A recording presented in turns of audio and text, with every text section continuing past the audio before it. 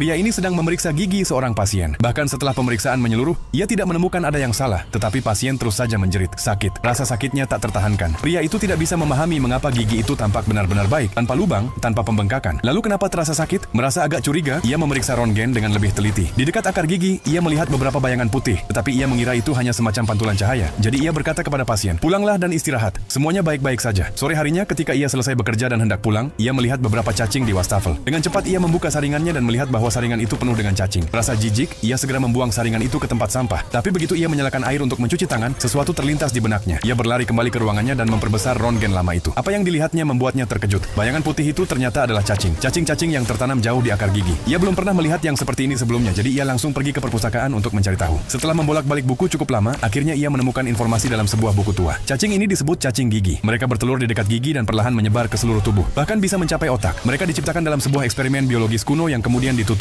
Sejak saat itu, cacing-cacing ini tidak pernah terlihat lagi. Membaca hal itu membuat pria tersebut sangat stres. Pada saat itu juga ia menerima telepon dari rumah sakit. Pasien yang sama telah kembali, tapi kali ini rasa sakitnya jauh lebih hebat. Sekarang setelah tahu bahwa pasien itu memiliki cacing di dalam tubuhnya, ia terdiam sejenak, berpikir. Lalu ia memukul kaca dan berkata kepada perawat, "Gunakan sarung tangan dan kacamata pelindung. Ini kasus serius." Tapi sang perawat menanggapinya dengan santai dan berkata, "Cepatlah, kondisi pasien semakin buruk." Ia tidak punya pilihan lain. Dengan cepat ia mengenakan pakaian pelindung dan bersiap untuk melakukan operasi. Begitu ia membedah gusi pasien untuk mengeluarkan cacing-cacing itu, pasien mulai menggeliat seperti orang kesurupan.